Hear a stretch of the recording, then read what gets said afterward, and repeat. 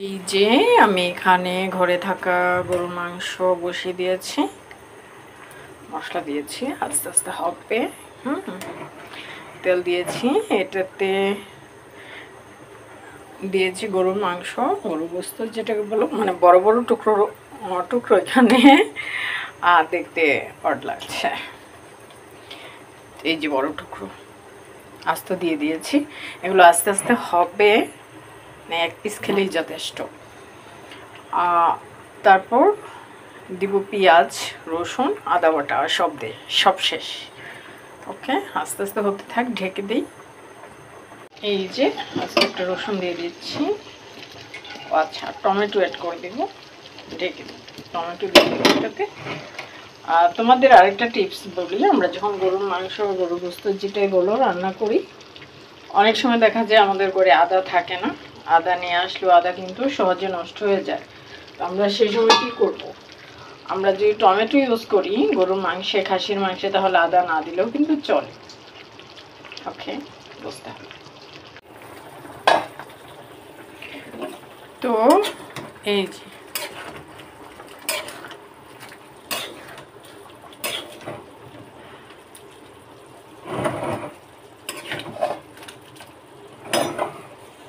আচ্ছা, এখন সব কিন্তু দেওয়া শেষ, এখন পেঁয়াজ দিব। আর এখানে আমি টমেটো ইউজ করি।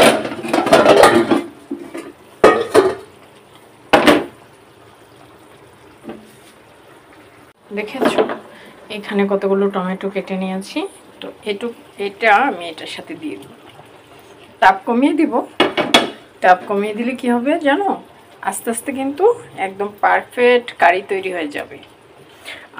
আমাদের এটা মনে রাখতে হবে, আমরা সব সময় তাপ বাড়িয়ে দিতে পারবো না।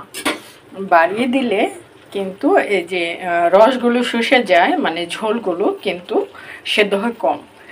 আর এখানটায় কি করব, আস্তে করে তাপ কমিয়ে দেব। আস্তে করে কমিয়ে দিলে মনে করো মৃদু আছে হবে আস্তে আস্তে। ওকে, হ্যাঁ।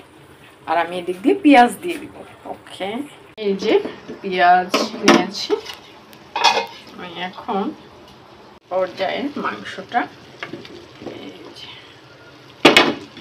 মাংস কিন্তু ছোট টুকরা করে নাই, আমি আগেই বলছি, কারণ এটা মানে চর্বি জাতীয়, চর্বি কেমন যেন একটা ঝোলা ঝোলা মাংস, মানে ফুললি ফ্রেশ মাংস না। হ্যাঁ, সে কারণে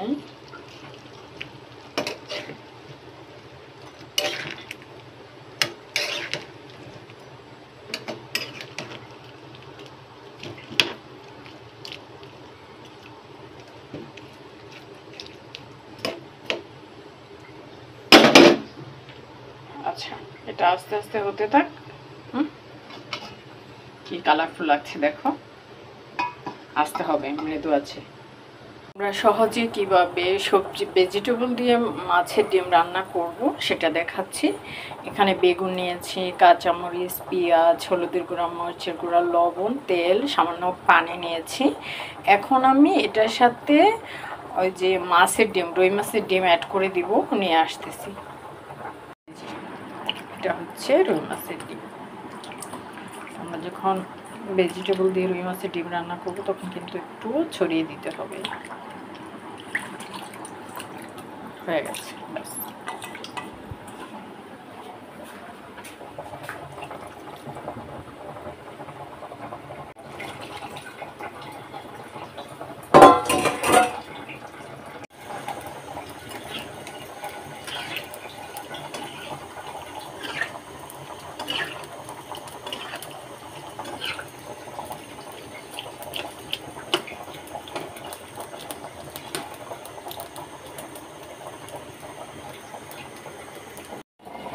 এই যে দেখো এই অবস্থা, আস্তে আস্তে হবে, আল্লাহরা দিব না।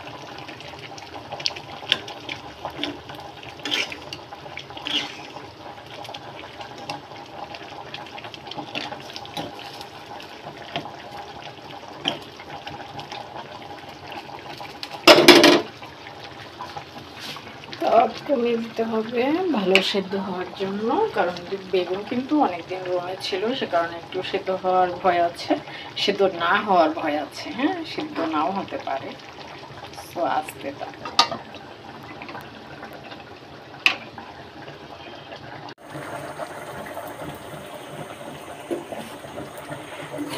এই যে মাছের ডিম দিয়ে আমি কিন্তু এই যে একটু ঝোল টাইপের করে ফেলেছি, কারণ আজকে আমার কাছে মাছ নেই, সে কারণে এই রেসিপিটা তৈরি করা। আমি জানি না কেমন লাগবে, যাই হোক আমার মনে হয় ভালোই লাগবে। ঝাল কম দিচ্ছি। এখন আমি এটা তুলে নেব, হয়ে গেছে অলরেডি। এই যে একদম কমপ্লিট। আর এখানে হচ্ছে এই যে মাংসের তরকারি হতে থাকবে। তো এই যে আমি কিন্তু হ্যাঁ, পেঁয়াজগুলো অলরেডি সিদ্ধ হয়ে গেছে, এটা এখনো সিদ্ধ হয় নাই।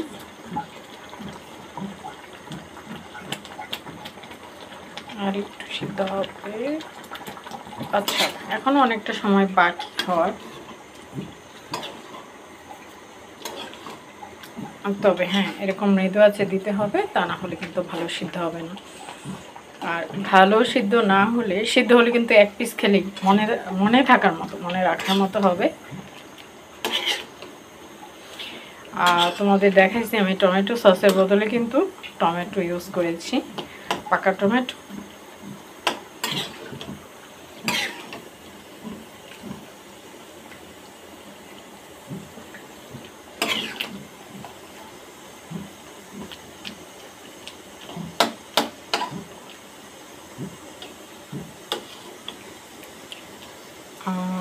হ্যাঁ, এটা তুলে নিলে হয়, তুলে নেওয়া প্রয়োজন, গলে গেছে অলরেডি।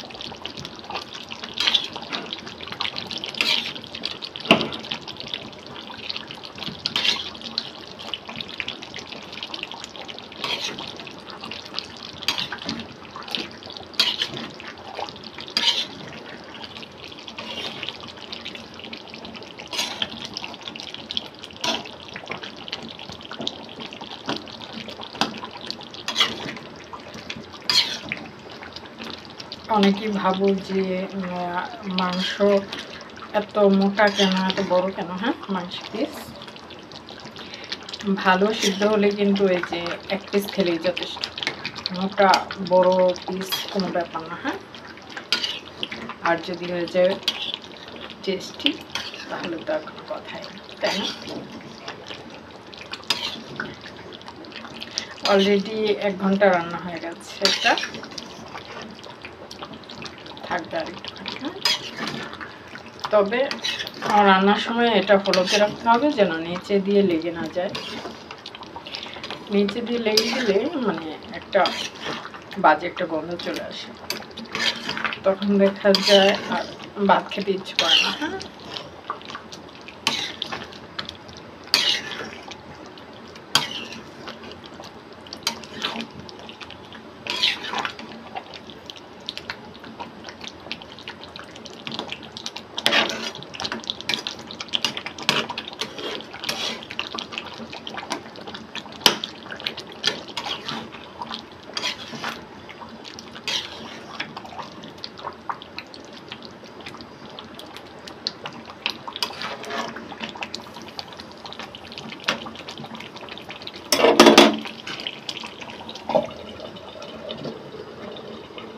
এই যে হচ্ছে আমার মাংস অল কমপ্লিট।